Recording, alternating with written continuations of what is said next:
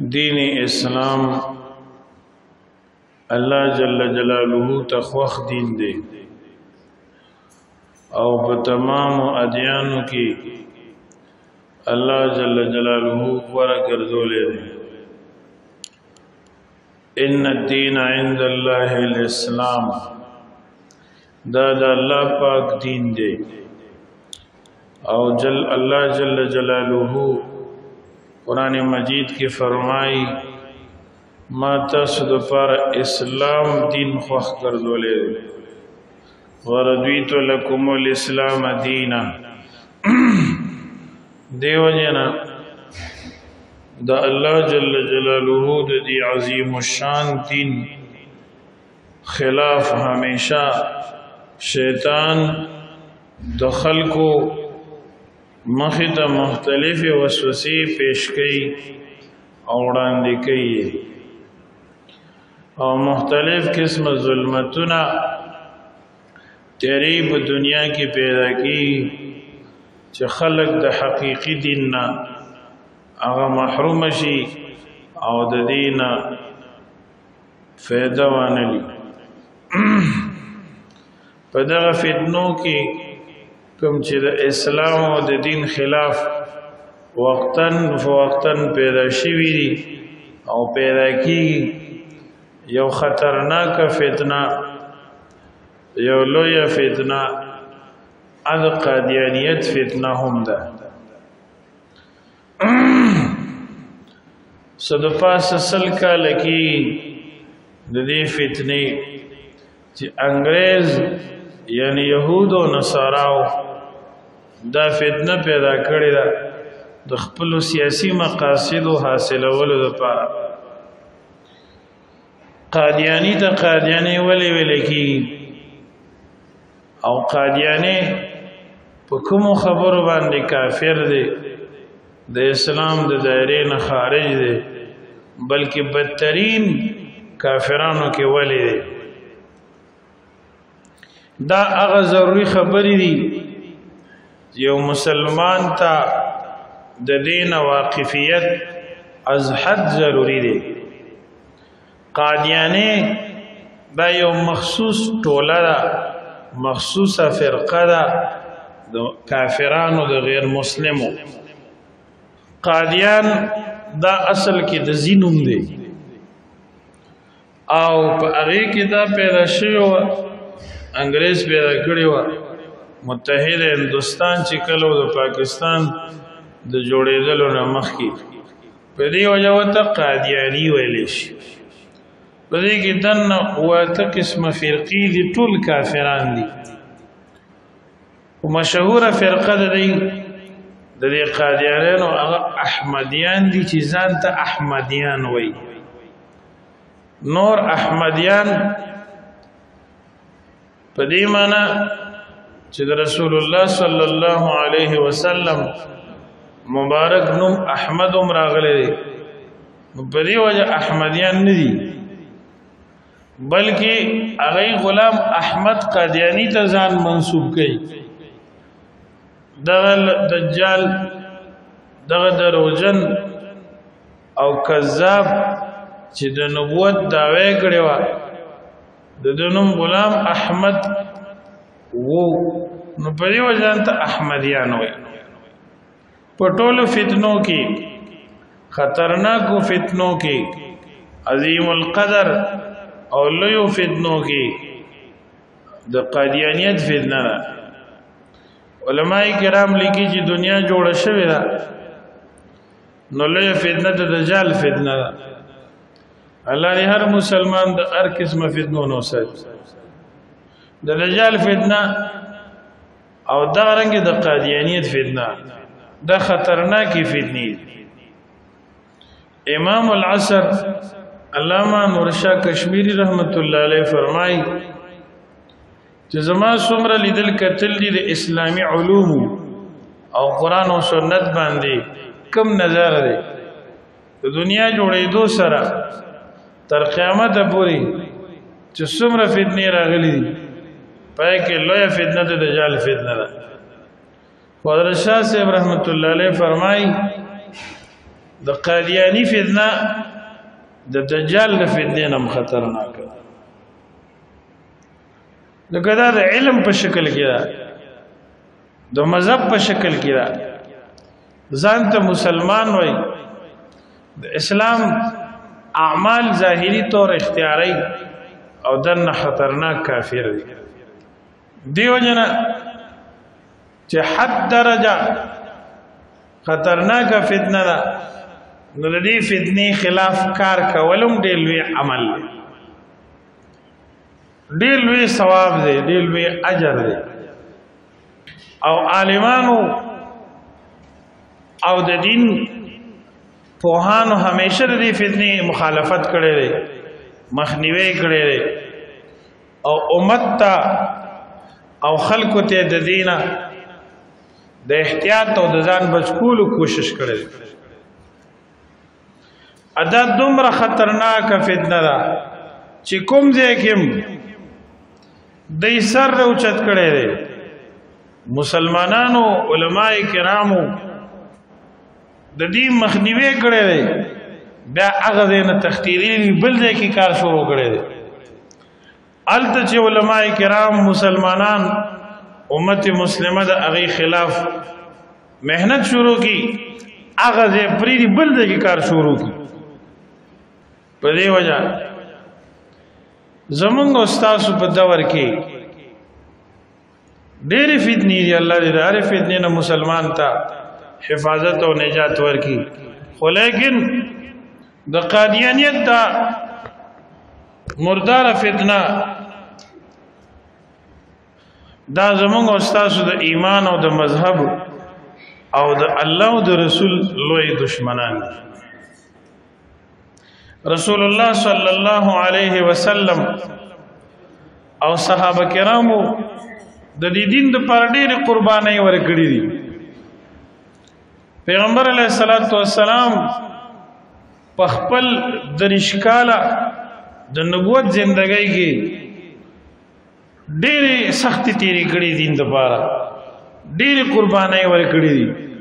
صحابه کرام هم ډېر محنتونه او قربانۍ کړي دي. خدا څومره جهادي زندگی چې ده د نبی علیہ الصلوۃ والسلام د جنگ بدر او د هجرت نه وروسته تا وصال د نبی علیہ الصلوۃ والسلام د پیغمبر علیہ السلام دنیا ته پرده کېدونه وخت پوری چې څومره جهادونه شوي، څومره جنگونه شوي، تقریبا 80 جهادونه شوي، جنگونه 80. په دې 80 جنگونو کې 200 یو کم او یا صحابه کرام شهیدان شوي. په دې ټولو جنگونو کې 200 یو کم او یا صحابه کرام دا شهیدان شوي. او د هغې د دې شهادت په برکت او د قربانۍ په برکت او د جهاد فی سبیل الله په برکت خلکو ته منځ او روجا، حج، زکات، عمره او صدقه او ذکر او پرده او دین رسیدلی دا پوره دین. خو کله چې د اسود عنسی او د مسلمة الکذاب فتنه پیدا شوه، د رسول الله صلی الله علیه وسلم د عمر په آخري ورځو کې منکرین د ختم نبوت پیدا شو. نو په یمامه کې جنگ وشو. په هغه جنگ کې 1200 صحابه کرام او تابعین شهیدان شو. 200 خو پکې د قران مجید حافظان په یو جنگ کې د یمامی په یو جنگ کې 200 حافظان د قران مجید شهیدان شو. معلومه شو چې د ختم نبوت دا مسله څومره اهمه ده چې په ټوله جهادي زندګۍ د نبی علیہ السلام کې 200 یو کم او یا صحابه کرام شهیدان کیږي. او د ختم نبوت د پاره چې کوم جنگ کیږي هغه یو جنگ کې تقریبا 1200 صحابه کرام او تابعین عظام شهیدان کیږي. 200 داسې صحابه چې د قران حافظان داسې شخصیات چې د قرآن حافظانو هغه قرباني ورکوي نو یو مسلمان ته د دې خبرې نه دا واضح کېږي چې ختم نبوت زموږ د دین بنیاد. مفتی اعظم مولانا مفتی محمد شفیع صاحب رحمت الله علیه لیکلی دي چې قرآن مجید کې 100 آیتونه د ختم نبوت د عقیدې په تصدیق کې، په تعلیم کې، په تاکید کې، په تلقین کې راغلي. انسانیت ته دا واضح کوي چې رسول الله صلی الله علیه وسلم د ټولو پیغمبرانو آخري رسول او نبی دی علیه الصلاۃ والسلام. داغه نو بعد دنیا ته بل پیغمبر ناراضي نو ته ضرورت شته دی. داغه شریعت کامل او مکمل دی الحمدلله. 200 احادیث په دې موضوع راغلي. حضرت مولانا رحمت الله علیه کتاب لیکلی ختم نبوت کامل 100 آیتونه مبارکه، 200 احادیث او 100 آثار د صحابه او تابعین وروړي. په دې وجه د ختم نبوت د عقیده دا زمونږ د دین جز نه بنیاد دی. زمونږ مونځ د دین تاوی، زمونږ حج د دین تاوی، زمونږ روجا، زمونږ اذان، زمونږ اقامت لا اله الا الله محمد رسول الله دا دغه عمل دی، عملی شکل دی. الله جل جلاله دی امت مسلمه کی په دین باندې پورا په عمل پیدا کړي. د رسول الله صلی الله علیه وسلم په دور کې چې کله مسلمه پیدا شو، مسلمه الکذاب یو سړیو هغه دا دروغجنه د لعنت نه ډکه دعوا وکړه د نبی پاک صلی الله علیه وسلم نه بعد چې زه پیغمبر یم، او بیا دومره بے حیا واغه چې 2 کسان یې راولېږل رسول الله صلی الله علیه وسلم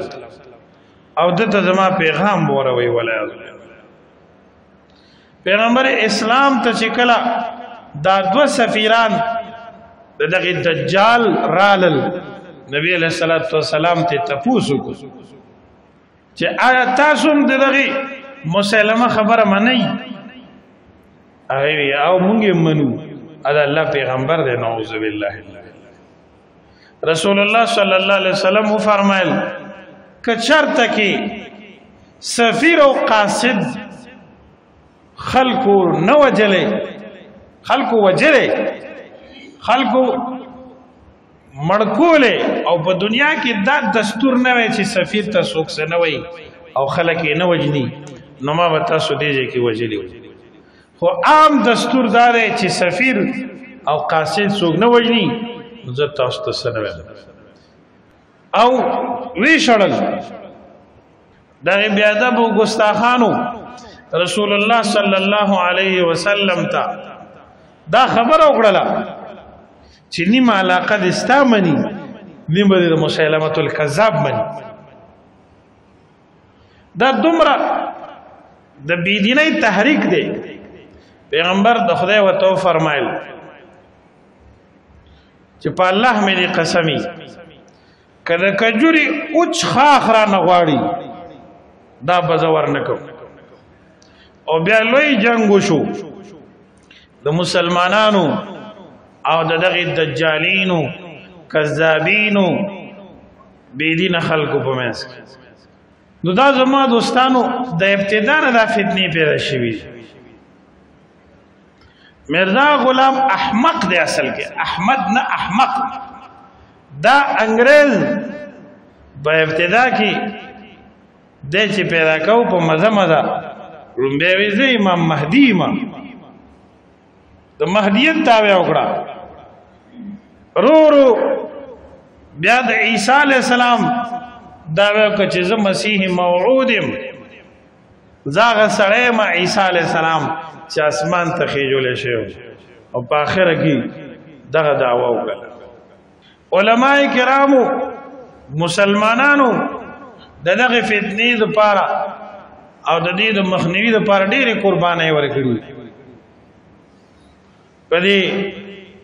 میرپور کې په سند کې یو ښار دی میرپور خاص تاسو یې پیژنئ لوی ځای دی په دې کې یو حاجي صاحب و یو قادیانی پیدا شوی اوس هم د میرزایانو په کتابونو کې دي د قادیانیانو په کتابونو کې دي دا خبره پکې شته چې قادیانی دجال ته څوک وایي چې مرزا قادیانی دا دروغ ویلي نو هغه وایي استغفر الله استغفر الله مرزا قادیانی هم دروغ وایي لکه مسلمان چې دا ډیره بعیده ګڼي چې نعوذ بالله شرط د الله پیغمبر دې هم دروغ او څوک داسې وایي چې نبی پاک صلی الله علیه وسلم نعوذ بالله من ذلك نقل کفر کفر نه دی دروغ ویلي دي نو موږ خفه کیږو او دا د بېدینۍ خبره ګڼو نو قادیانیان دقه شانتي د دغه غلام احمق د خبرو باره کې دا تاثرات ورکوي چې ورته څوک وایي چې قادیاني دروغ ویلي نه وایي چې استغفر الله استغفر الله قادیاني هم دروغ وایي ډېر په عزت دوم یالي حضور قادیاني وته وایي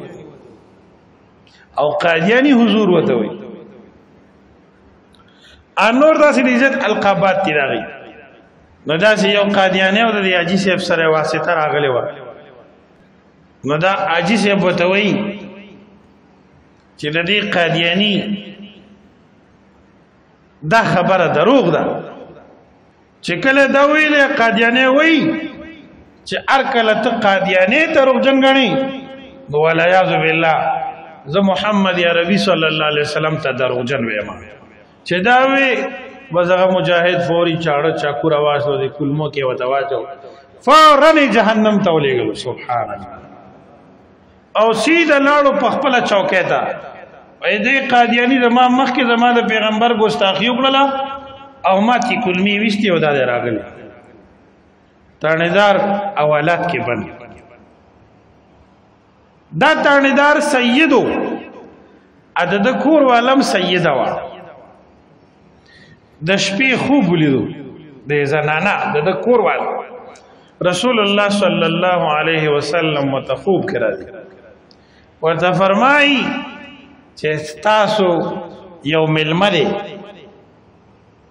استا خاون په جیل کې بند کړی د دې سړي ډېر خیال وساته او دې سیدی ته وایي زما لوري زما د دې ملمه ګوره ډېر خیال وساته سبحان د شپې په تیاره کې دا خوب ویني فورن دا خاون را پاسو وی تا نن څوک جیل کې بند کړي دی ویاو وای څوک دې بند کړي ویاو حاجي صاحب مشهور نیک سړی دی خو قادیانې په چړو والو مردار کړو بس په خپل جیل ته را ما حوالات کې بند کړی دی وی خدا خوب مې سي سو وخت بعد مولانا محمد علي جالندری رحمت الله علیه او وخت کې د ختم نبوت د تنظیم امیرو د عالمي مجلس تحفظ ختم نبوت هغه د مقدمه لړاوله یو سړی دی حاجي صاحب ته وایي چې ته دا بیان لږ بدل کا ستاسو ژوند ډېر قیمتي دی چې ته بری شي او وکیل ورته وایي دا حاجي صاحب رحمه الله مولانا محمد علي جالندری رحمت الله علیه ته مخ راړی وای دا سړی زما په خبرونو پیږي دا وکیل صاحب ته پوهیږي واوره مولانا صاحب وحجونه می کړي بلا ډېرې عمرې می کړي مسجد نبوي کې مې اعتکاف کړی دی علماو سره مې ډېره ناسته کړې ده او د ډېرو عالمانو نه مې وظیفې غوستې وې چې په خوب کې د رسول الله صلی الله علیه وسلم دیدار راته نصیب شي په دې وو حجونو په بلاشه عمرو په دې اعتکافونو په ذکرونو په وظیفو ماته د آقای مدني صلی الله علیه وسلم دیدار نه دی ملو شوی خو کله نه مې چې دا قادیانې والے دی په دې چړو هره شپه راته په خوب کې نبی علیه السلام ملاقات نو زه به صفا وینا کوم چې دا ما وجلی دی او ښه خوش او حواس سره مې وجلی دی او زما په مخ کې که بل چا د پیغمبر اسلام بې عزتي وکړله بې ادبي وکړله هغه سره به هم دا کار کوم سبحان الله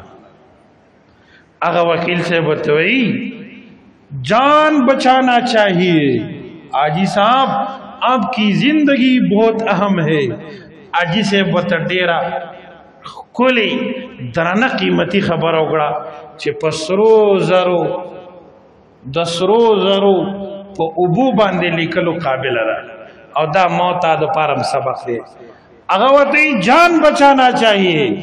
آجی سے بوتی نہیں جی ایمان بچانا چاہیے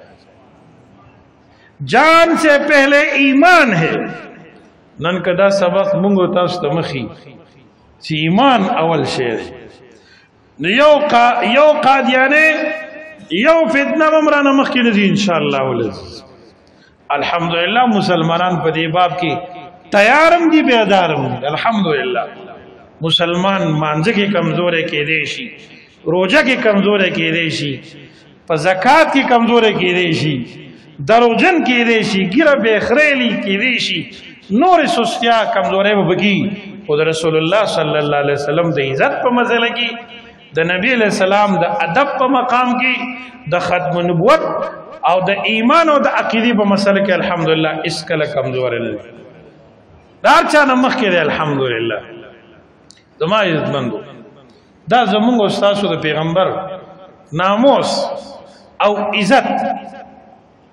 دا موت ته محتاج نه دی چې دفاع وکړو خدا زما استاد خپل کامیابی وي دا به زما استاد خپل کمالی چې زما استاد سر مال جان د رسول الله صلی الله علیه وسلم د عزت د پاره استعمال شي ورنه الله جل جلاله د خپل پیغمبر د حفاظت وعده فرمایي د خپل پیغمبر صلی الله علیه وسلم د دین د حفاظت وعده فرمایي داغه د کتاب قران مجید د حفاظت وعده فرمایي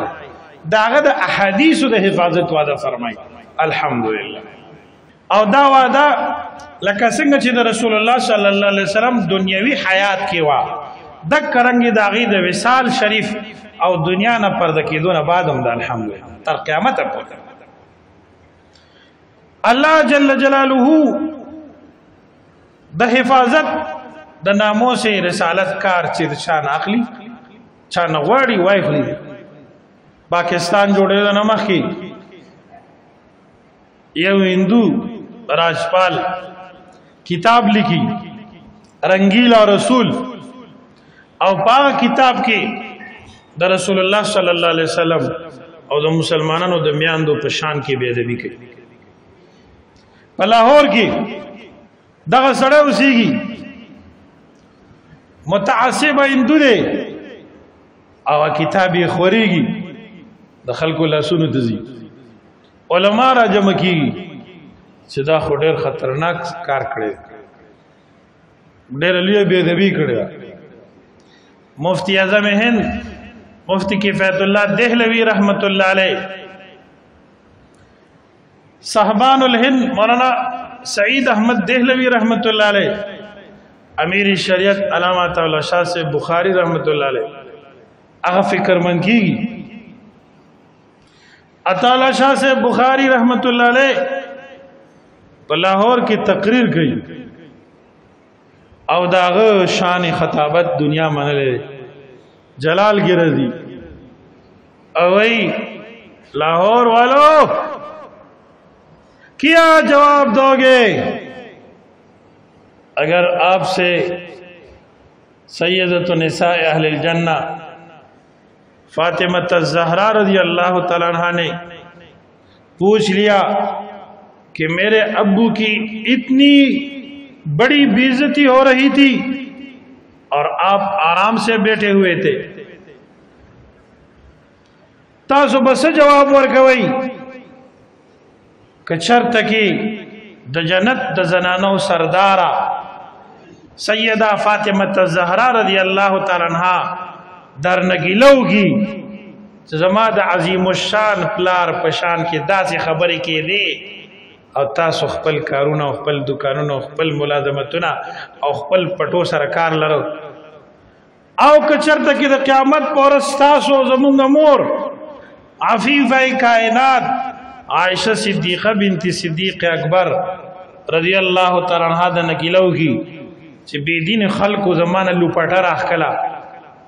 او تاسو زما د لوپټې تپوس نه دی کړی څه جواب به ورکوئ ټوله مجموع په جوړه کېږي یو عام نوجوان علمالدین چې وروسته بیا غازی علمالدین شهید رحمت الله علیه اپاسی بقول شاہین ختم نبوت مولانا اللہ وسائل صاحب دامت برکاتهم دیو لوار زوی دی او په کور کې هم څه نشته په جیب کې هم څه نشته او یو تیره خنجر سار وختي رالی د یو دکان نه په بیه باندې او سیده ځي هغه مارکیټ ته کوم کې چې دغه متعصب هندو داغه دکان او راجپال تپوس کوي چې دا کم دکاندار دی کم ځای کې دی او ځان خو حقیقت ته رسوي او هلته فیصله کوي الحمدلله بیا پولیس ته دا نه واله کوي نور خو نظام تاسو ته معلوم دی قانون د دغه معلوم دی جیل ته ځي اوږده کیسه ده تاریخونه پرې لیکلی شوي کتابونه پرې مختصره وي په کومه شپه چې غازی صاحب شهید رحمت الله علیه پانسی کی یو هندو په دې جیل باندې داغه ډیوټي ده هغه هندو خبره کوي مولانا قاضی حسین احمد شجاع آبادی رحمت الله علیه ده چې هغه یو ځل په یو مسله کې جیل ته تلو او هغه کمره کې د بنشو کوم کې چې غازی علمالدین شهید رحمت الله علیه شپې ورځې تیرې کړې دغه هندو وایي په کومه شپه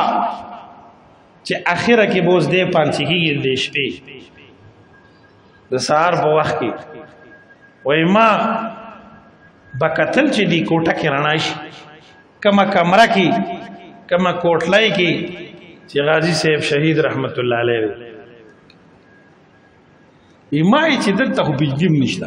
بنده دی الګ سره دې سړي سره څه شي دي چرته ماچس یې پیدا کړي نه ځکه سبا پاتېږي هسې نه چې ځان ته تیلی ورته کي نور رانیو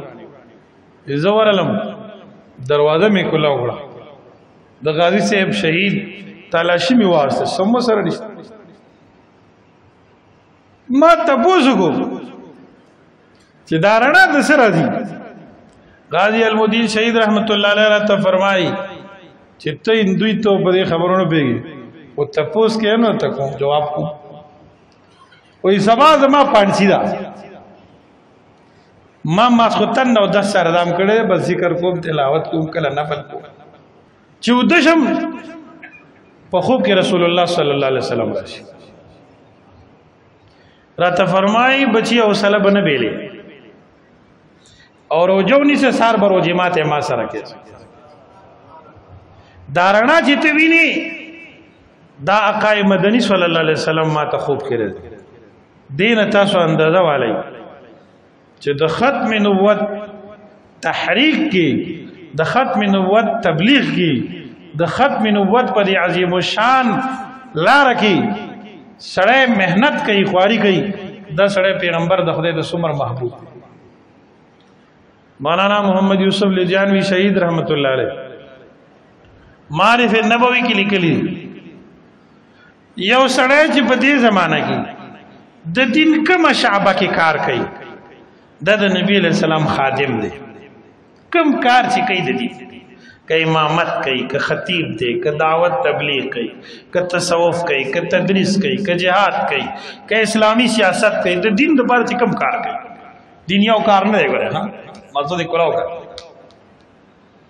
د اسلام ډیر کارونه دي چې څوک د اسلام د پاره د ځمکې په سر څوک دي کار کوي الله دې وسره امداد وای کم تحریک کم شعبه د دین کې چې څوک چلیږي او کم کار کوي دا خادم د رسول الله صلی الله علیه وسلم دی خو بل واسطه ام ډایرک نه دی بل واسطه ذکر چې نبی علیہ السلام دا دین خلقو ته را رسول دی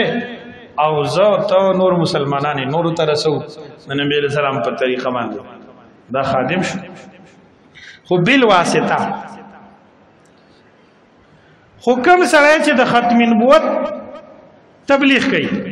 د قادیانیت دجل خلکو ته واضح کوي دا غي عزایم په خلکو ښکارا کوي او دغه دجالی فتنې مخنیوي کوي دا د رسول الله صلی الله علیه وسلم ذاتی خادم ذاتی باډیګارد دی ذاتی محافظ دی ځکه دا نور کارونه اعمال رسول دي سنت رسول دي او ختم نبوت ذات رسول دی د ختم نبوت خدمت د ذات رسول صلی الله علیه وسلم نه دفاع په دې وجه زمونږ استادو په دې وخت کې د هر مسلمان د هر کلمه ګوزي مواریدا ده چې دومره به اول د علم نزان خبرو دومره علم به حاصلو چې سړی په مقام الله مقام رسول صلی الله علیه وسلم په حقوق الله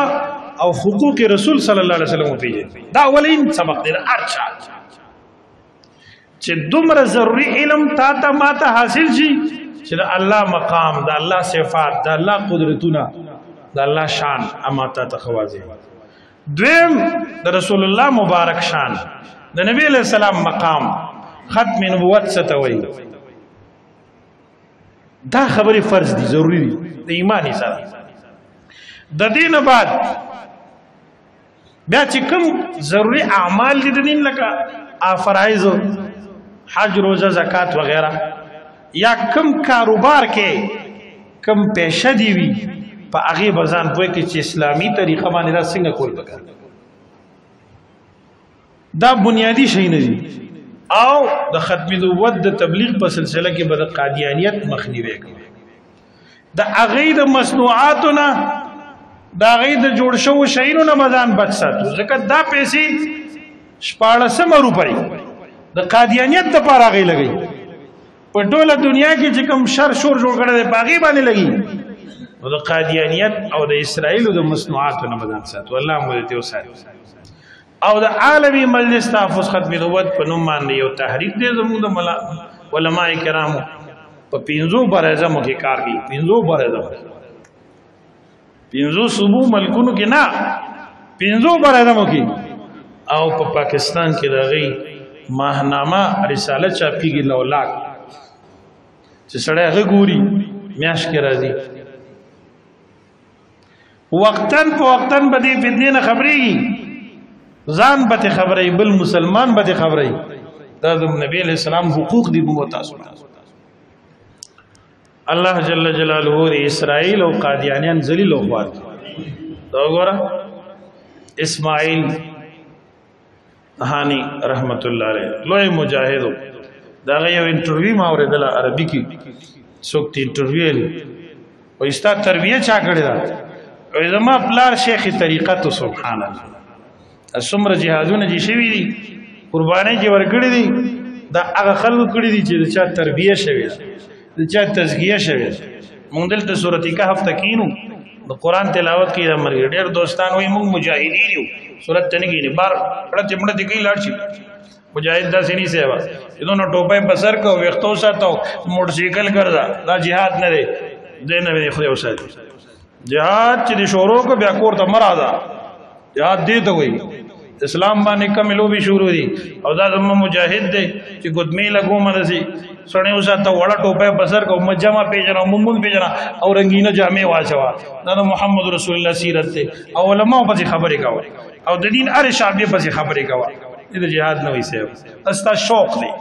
ټوپک سره دی شوق دی خواهشمند دی رئیسی د جهاد نه وي چې تخپل مسلمانانو کې انتشار پیدا کړ خپل مسلمانانو وځي اس چرته يهود سره نصارا سره قادیانیت سره ستا مارکه نه راځي چې راځي ته کلمه ګو سره مخالفي دا جهاد نه موږ اسلام ویل الحمدلله او د محمد عربي صلی الله علیه وسلم جهادي ژوند چې علما او ته څومره معلوم دي کاکا ته بدونه نه معلوم نو اسماعیل هانی رحمت الله علیه وای چې ما پلار خپل په خانقاه کې وخت تیر کړو زمونږ د کور سره جوخته خانقاه وا نن دا قرباني وګوره د امام حسین رضی الله عنه سره مشابهت او یا کسان د امام حسین رضی الله عنه د کورم شهیدان کیږي او د اسماعیل صاحبم د کورنۍ او یا کسان شهیدان کیږي ام په محرم کې شهید دیم په محرم کې شهید ام د کوفی خلکو په دوکه باندې راغوستو دام د منافقانو په چل والله غوستو او داغه مقام وګوره خدای یزیدم تباک شمر ذلجوشن هم تباک عبد الله ابن زیاد هم تباک دا وخت دا موقع دا یاد ساتي چې ان شاء الله دا ظالمان به خدای خوري دا به ذلیلیږي په اسلام قرباني غواړي اسلام وینه ورکول غواړي دا په مزمتونو نه دا په مرمتونو دا الله دې مسلمانان لګراوي خي کنن امت مسلمه را پانسي او د مسجد اقصا دغه شهدا او بدل وانلی او د مسلمانانو په قبله اول باندې غیرت اونکی یاد ساته ګوره د يهودو چې کومي منسوبي دي د اسرائیل چې کومي منسوبي دي هغه دې په سید مدینه منوره نوملي الله پاک دې منسوبي کامیابی ته اس کله ونه رسي ولیکن موږ هم د خپل مسلمانۍ څخه ثبوت ورکو کم از کم چې یو شعبه خو سره والی چې کومه کې چلے دی شي په اسلام سره ناصر درجه کې خدمت پکار دی الله پاک دې موږ تاسو په خپل ایمان باندې مضبوط کړي الله پاک موږ په خپل عقیده مضبوط کړي رب العالمین دې ټول امت کې اتحاد او وحدت پیدا کړي واخر دعوانا الحمد لله رب العالمین